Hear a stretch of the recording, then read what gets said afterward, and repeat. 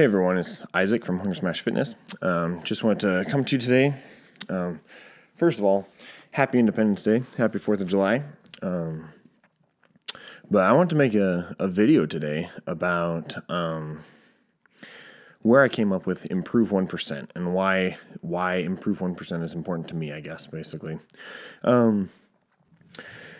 So I guess, first off, as always, please like and subscribe.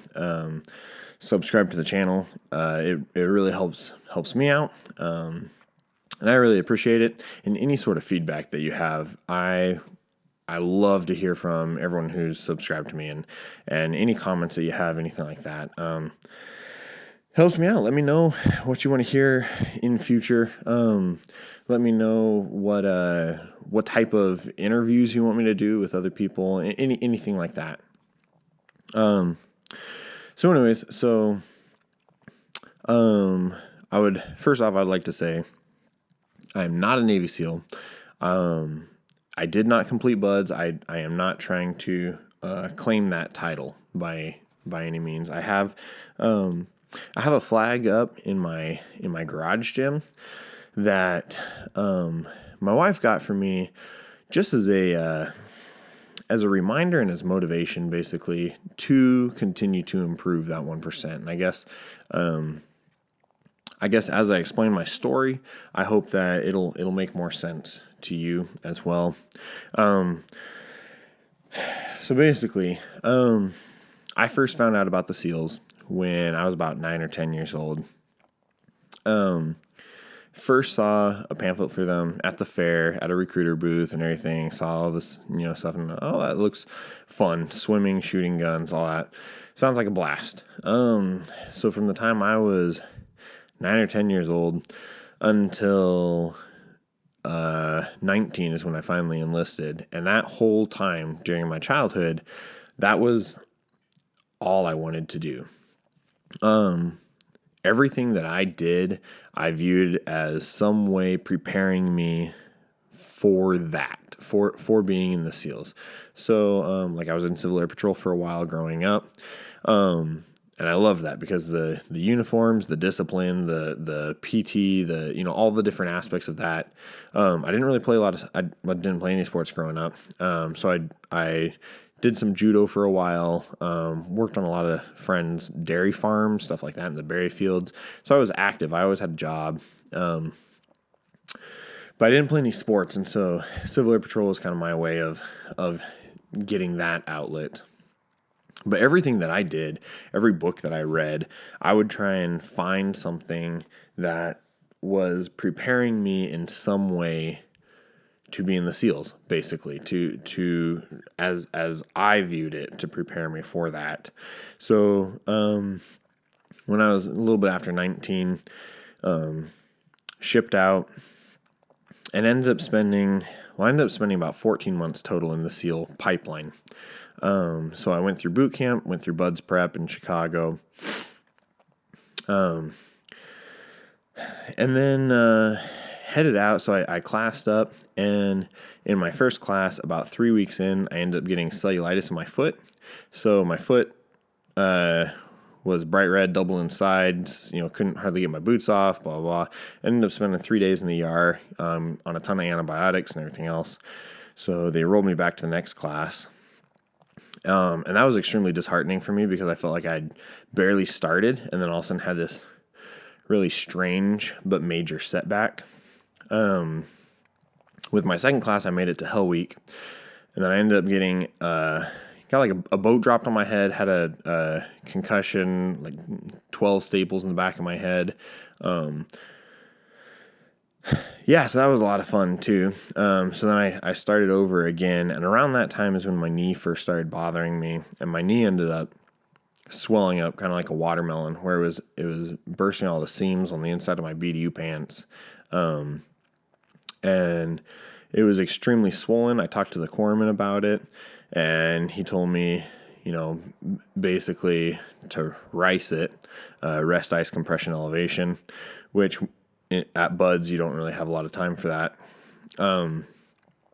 And he said also I could take some ibuprofen. So I asked him about how much ibuprofen I could take, and he said, well, the max I can take is 3,600 milligrams a day. And so I made sure to take no more than 3,600 milligrams every day for the next couple months, which ended up giving me some stomach problems and everything down the road as well. I don't advise doing that. I found out later that you're only supposed to do that short term, not long term like I did. Anyway, so that's a whole other list of problems. So anyways, with my third class, I ended up staying with them for 3 weeks. And then when they started first phase, my performance times were not high enough to get classed up into first phase. So I got rolled back to my fourth class, and got a discussion time with some of the instructors and everything about how I needed to increase my performance. And I continued trying.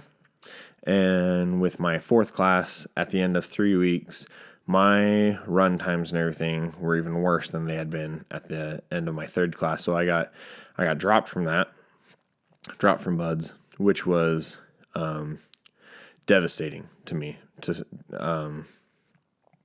And so I went through a period where I had some pretty severe depression and some pretty severe.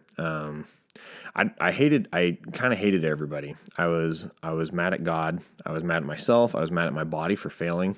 I was mad at just everything. I was very angry.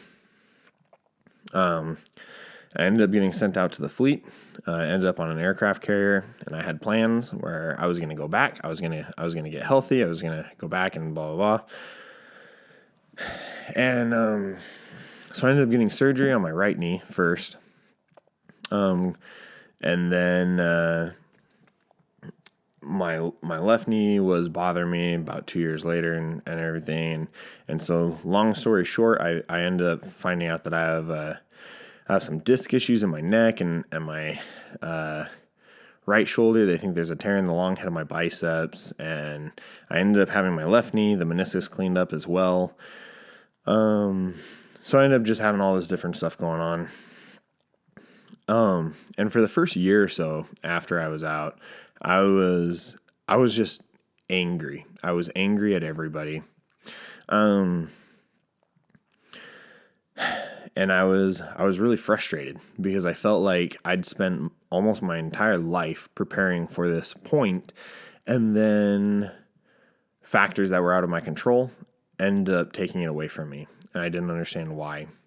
And so I was extremely frustrated and extremely upset.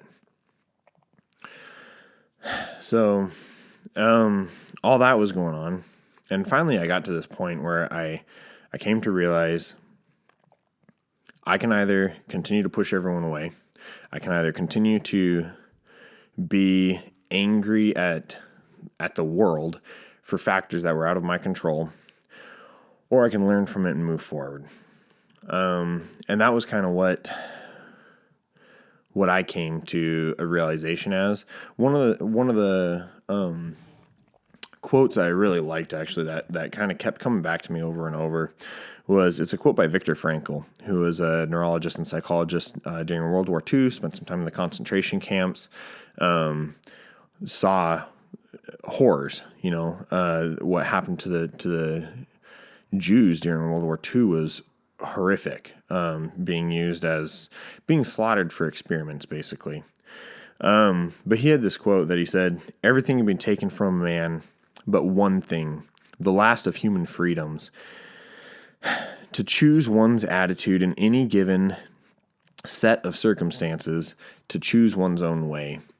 And the more I was thinking about that, the more it kind of struck home, where I was like, all these factors of life happen to us, out of our control and in our control. Sometimes it's due to choices we have made. Sometimes it's due to choices other people have made. But all these factors, we don't have any power to change a lot of those.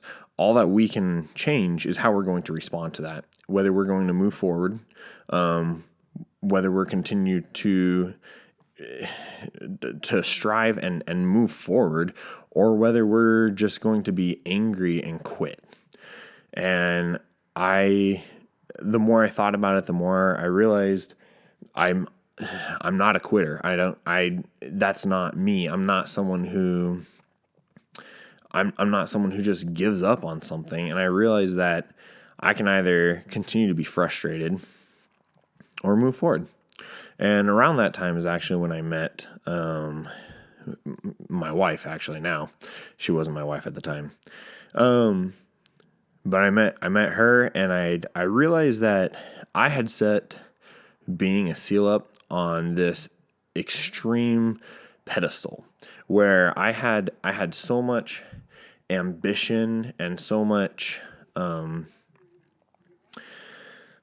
drive, and I had set that up as the only way of answering that.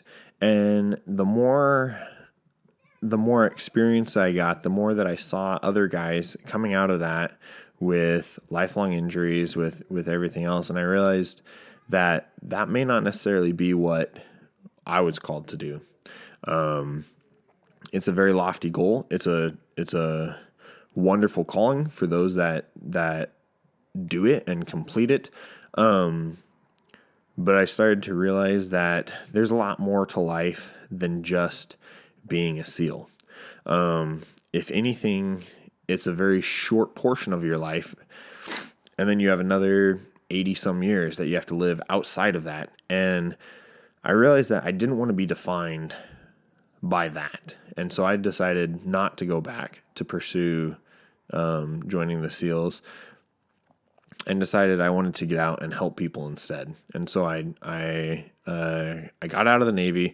I also realized that being on a ship is not my thing. I hate not being able to see the sun, not being able to see, land, all this other stuff. I was working really long hours as an operations specialist. I specialized in undersea warfare, so sub hunting, and I didn't like it. I hated being on a boat. So I decided to get out, and I got married. I proposed to Kelsey, and we're now married, have a little baby. And I decided I wanted to pursue physical therapy because I saw that as a means where I can work with other people who are struggling, who are in a dark spot in their life. Because a lot of these people, you don't choose to be injured. When injuries happen, a lot of the time it's not just a physical drain, but it's a psychological drain. And I saw that because of my experiences, I was someone who could speak to them in that situation where they were at and help them as best I could. And so I started going to school for that. So long term, I got my physical therapy assistant degree first, and long term, I want to finish off my doctorate. But so that's my whole background, and I've come to this point in my life where I've realized, life happens to us. A lot of the times there's factors completely out of our control. And all we have the power to do is to respond to a lot of those factors. And I am a Christian, so as I view the world through a particular lens. My worldview is different than a lot of other people's. I understand that, but I've come to the realization that we can't control a lot of the factors that happen to us. A lot of times we make all these plans, all these goals, and sometimes they work out and oftentimes they don't.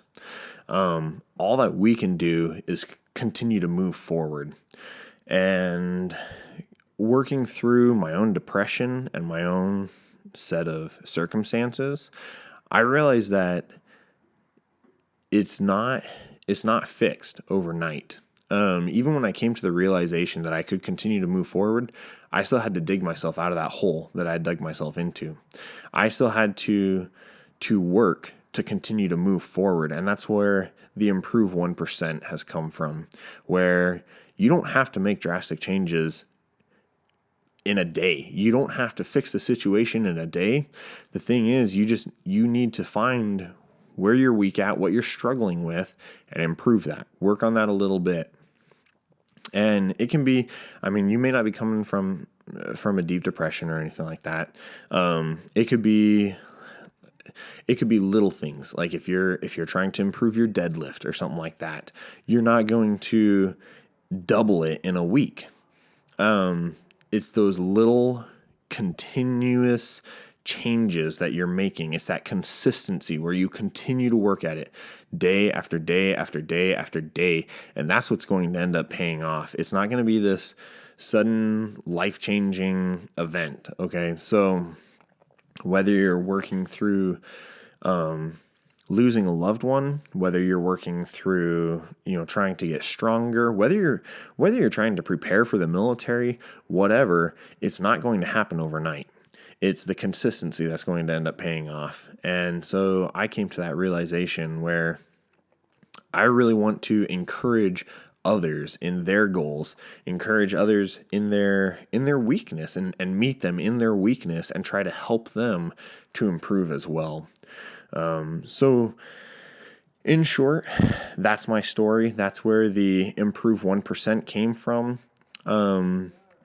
So I have the SEAL flag up in my garage as a reminder to what I was striving for and as my purpose for why I continue to improve 1% every day.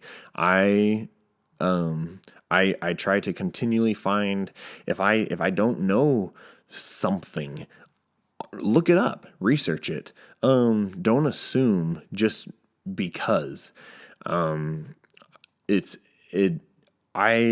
I try to continually find something that I'm weak at or that I'm poor at, and work on that. And a lot of the times we are blind to our own weaknesses, and so that's why we need to set up a support group around us of people who are like-minded, but people who can look at us and say, you need to work on this. This is where you're weakest.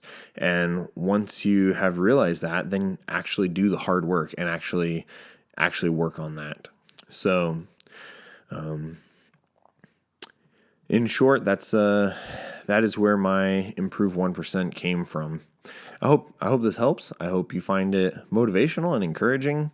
And I hope that in your journey you also are able to find that purpose and realize that no matter what happens, you can always move forward. You can't change the past, but you can continue to strive and move forward in everything that you do. So thank you for your time. And again, like I said, please like and subscribe and comment below and let me know what you think. And share this with other people. I'd love it if this video would get out and other people would be able to see it and hopefully find encouragement from it as well. So thank you and have a wonderful day.